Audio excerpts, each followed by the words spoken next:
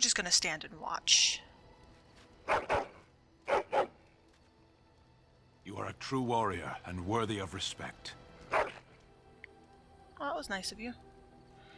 Okay. Zevran? Hello. Care to answer some questions? All right, but I get to stare at you luridly while you do so. Do you actually enjoy being an assassin?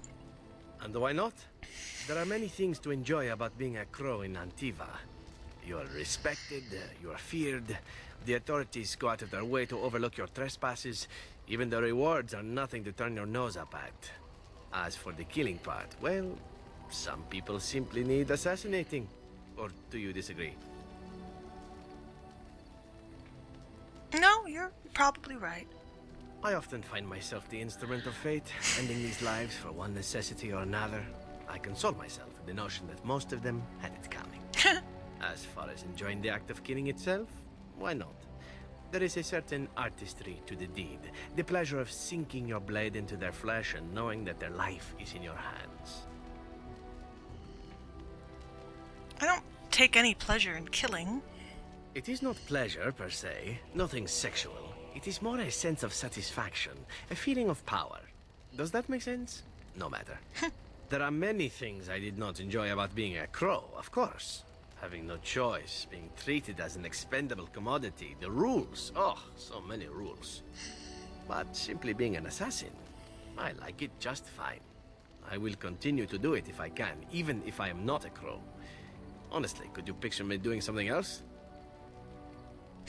Handsome elf like you, I can think of a few things. I mean professionally. Or maybe you mean professionally as well. Perhaps you intend to peddle my services to bored Ferelden noblewomen. It is an interesting thought, but I've always removed my clothes strictly on an amateur basis. A talented amateur, of course, but an amateur nonetheless. Of course, all these thoughts are moot. Chances are still good that you and I will perish, eaten by darkspawn or slain by the crows at some point. Very gruesomely, I imagine. But it is pleasant enough to chat about. Come, let's move on while our boots still have some wear in them. Zevran. Who said anything about taking off clothes? Hey there! That's a little close. Hey, Lily. Yes? Well, here I am. I actually have something to give her. I'm hoping that it'll boost up her approval here so I can actually talk to her. There's Lily.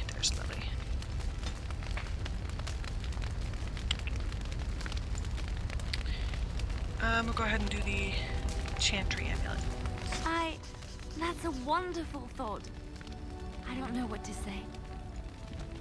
Now let's try talking to her. Did you always live in an alienage? Was it very terrible? I had my family. There was joy there too. That is good to hear. I have never been to the Denerim alienage, but I hear that life is hard and there is so much squalor. In Orlais, most elven servants live in the homes of their masters, often in great wealth and luxury. I'd rather live free in squalor than be a slave. They are serfs. There is no slavery in Orlais. It's still a life I would never choose. Elven servants are well compensated for their services. Some of them live richer lives than humans. A well-trained elven servant is highly valued in Orlais. They are nimble and dexterous, and many people find them pleasing to look at. It's that well-trained part that throws her off here. Like a prize-winning animal? No, I did not mean it that way. Oh, my words were clumsily chosen. I did not mean to offend. I am sorry. I am elven, but more than that, Leliana, I'm a person. Of course. I am sorry if I implied otherwise. Thank you. You have given me a lot to think about. I forgot to talk to this dude. He's from the Circle Tower. The Circle of Magi stands ready to assist, Grey Warden, as do the Templars of the Chantry. You need anything? There are always areas to improve on, Grey Warden. The most useful for my talents are runes. Okay. I'll look into that. Okay, hey Winnie. So, tell me, how did you become a Grey Warden? Short story? I met Duncan and he liked me. Ah, you are keeping this tale to yourself, I see. Fair enough. Forgive me for prying. I suppose I could tell you. I am interested to hear. Duncan took me from the alienage and saved me from prison. Ah, I see. Do you mind if I ask what you did? I killed the Arl's son for hurting my friends and family. Oh, I'm sorry. I should not have brought it up. Must be an unhappy memory.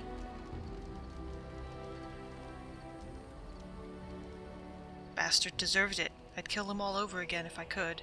And that is true. She doesn't regret killing him. She regrets not getting there in time to stop him from hurting Shiani the way he did. You say that with such cold satisfaction that it frightens me. But I can see no fault in your actions. I would have done the same. It sickens and saddens me to hear what men in power inflict on those who they ought to serve and protect.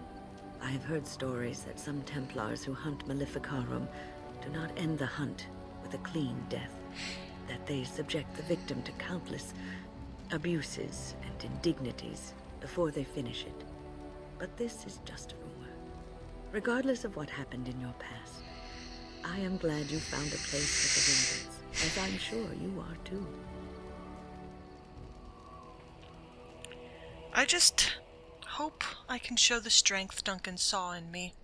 Sometimes it gives me comfort to think that everything will end up the way it's supposed to. That it will be all right. You were chosen. You survived the joining when others did not. Perhaps it was meant to be. I think Wynne kind of reminds her of her mother a little bit, of her own mother. Patient and kind and willing to teach and willing to listen. So I think... Oh, you're kneeling. I thought he went through the floor, through the ground. Okay, I thought we had a problem here. You called. Oh, I have a you called. I have a question. I am hardly surprised. Never mind. Very well. Something you mentioned? Speak then. Never mind. Then I suggest we move on. Let's go. As you wish. I wish I could talk to him more. I like Sten. He's really fascinating to me. Shale. Oh, I have some questions. it doesn't have better things to do. I'm told you killed your former... Excuse me, I'm told you killed your former master. Did I not already tell it that I do not remember doing such? I remember having a master. My memories of what happened to him are vague.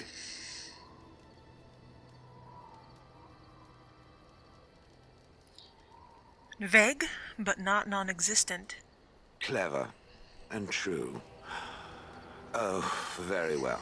Let me see what I can recall. My former master enjoyed experimenting upon me. I remember that much. There was tinkering with spells, and then the crystals. He was very eager to alter my function, I think. Alter you? Why? You're fine as you are. Flattery. And obvious flattery, too. It's not flattery, it's I feel true. warm and fuzzy inside. He possessed my control rod, and back then, it would have prevented me from doing anything he did not command me to, no matter how I might have wished to. So what happened? I am unsure. He was experimenting, and then... nothing. So he hit the kill me button by accident? Oh, ho, ho. It does like to laugh, does it? But who knows? Oh, I ho, may ho. have such a thing. And then he was gone. I was standing where I was, in the village, and I could no longer move. The villagers came, poked and prodded me in fear, and then realized they could neither move me nor destroy me. So they simply left me. And in time, I forgot I hadn't stood there all along.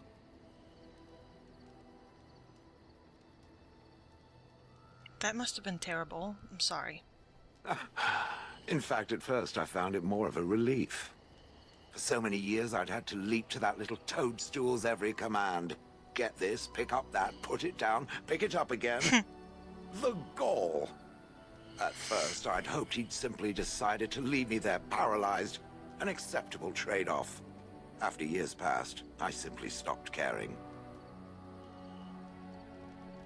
Sounds like you had a good rest. I think I was ready to move on. Another few years and the moss would have covered my face. And then where would I have been?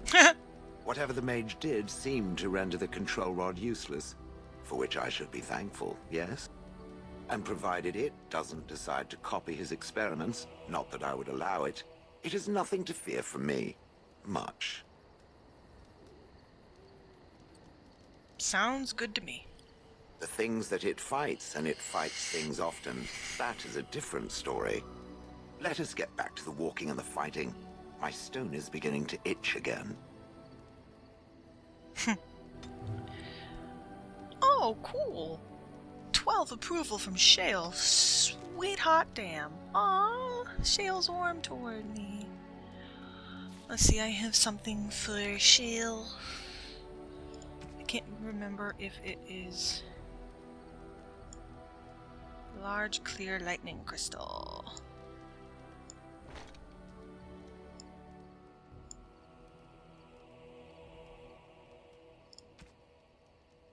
Nothing for weapons. Okay, I was hoping to change that, but oh well. At any rate, all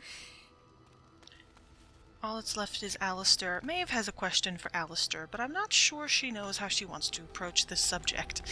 Mostly she's curious. I await your command. So, life in the wilds must have been very lonely. At times, perhaps. A world full of people and buildings and things was all very foreign to me.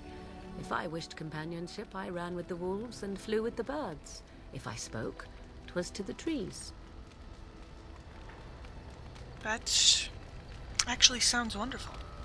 For a time, but one can only remain a child for so long. I recall the first time I crept beyond the edge of the wilds. I did so in animal form, remaining in the shadows and watching these strange townsfolk from afar.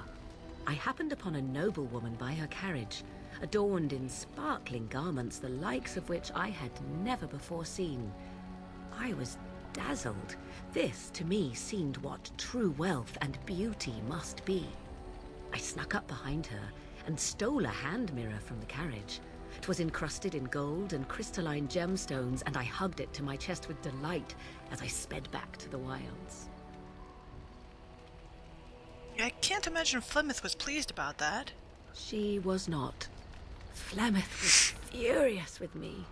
I was a child and had not yet come into my full power, and I had risked discovery for the sake of a pretty bauble.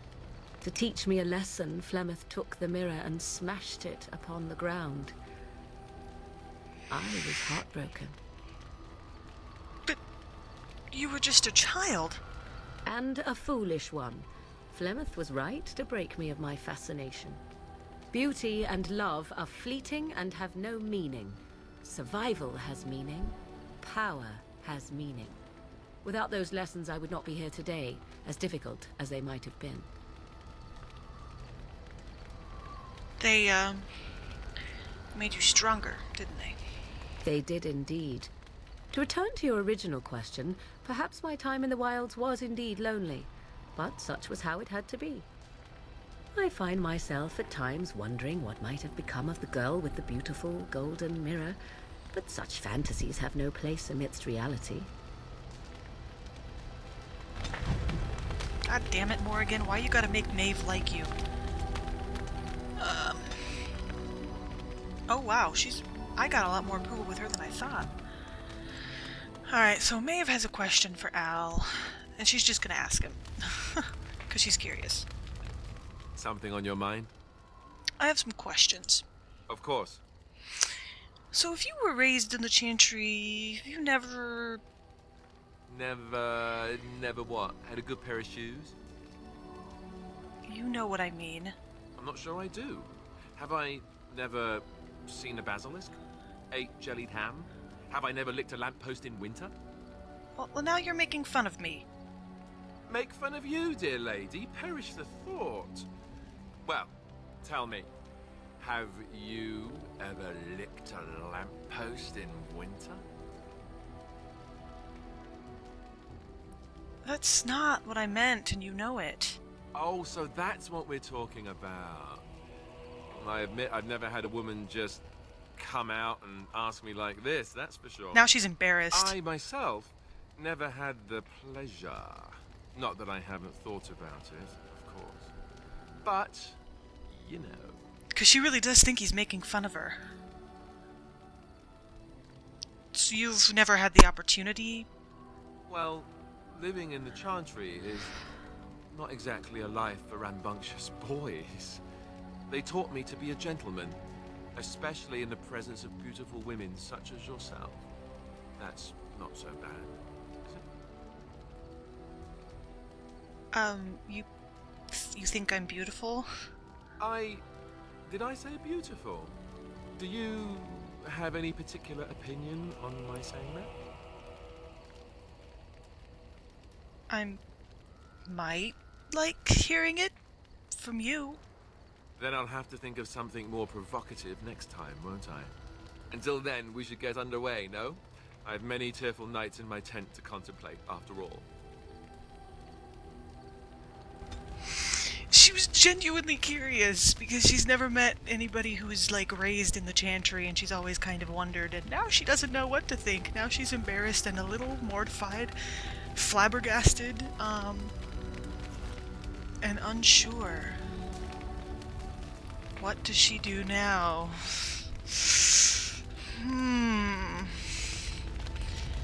Alright, well, that'll end this episode, with Maeve contemplating what just happened with Al over there. Interesting. Alright guys, thank you all for watching, and I'll see you all in the next episode of Let's Play Dragon Age Origins, where we will go get some shit done. It would be lovely if I could speak. Thanks guys. Ciao.